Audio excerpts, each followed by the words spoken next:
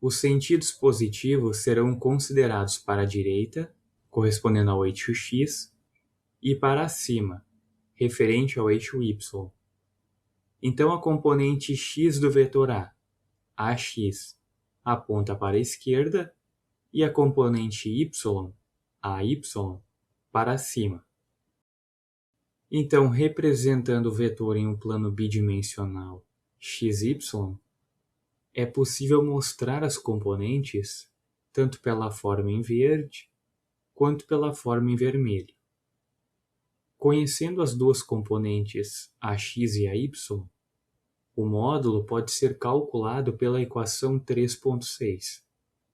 O módulo é expresso matematicamente pelas duas barras verticais e entre elas a escrita do vetor, que também pode ser a letra em negrito, é igual à raiz quadrada da soma dos quadrados das componentes.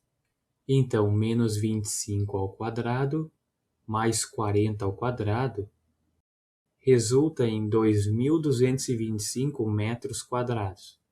Extraindo a raiz, o resultado é de aproximadamente 47,17 metros.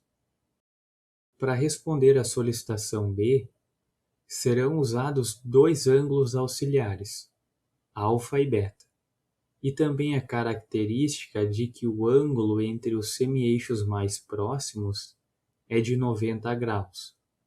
Então, o ângulo entre o semi-eixo x positivo e o semi-eixo y positivo é 90 graus.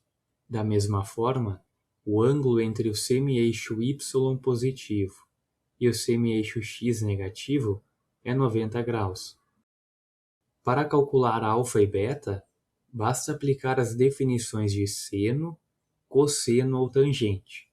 Usando a última opção, sendo o cateto adjacente o que é colado no ângulo, para empregar os dados fornecidos no enunciado, tangente é igual ao cateto oposto sobre o cateto adjacente. E como a representação do vetor foi feita, é possível usar o módulo das componentes, evitando a necessidade de interpretação do valor calculado. Então, a tangente do ângulo alfa é igual a x sobre a y. Note que a x está em frente ao ângulo alfa, ou seja, é o oposto a ele. Isolando o alfa, ele é igual a tangente na menos 1 do módulo de ax sobre a y. E usando valores, o resultado é de aproximadamente 32,005 graus.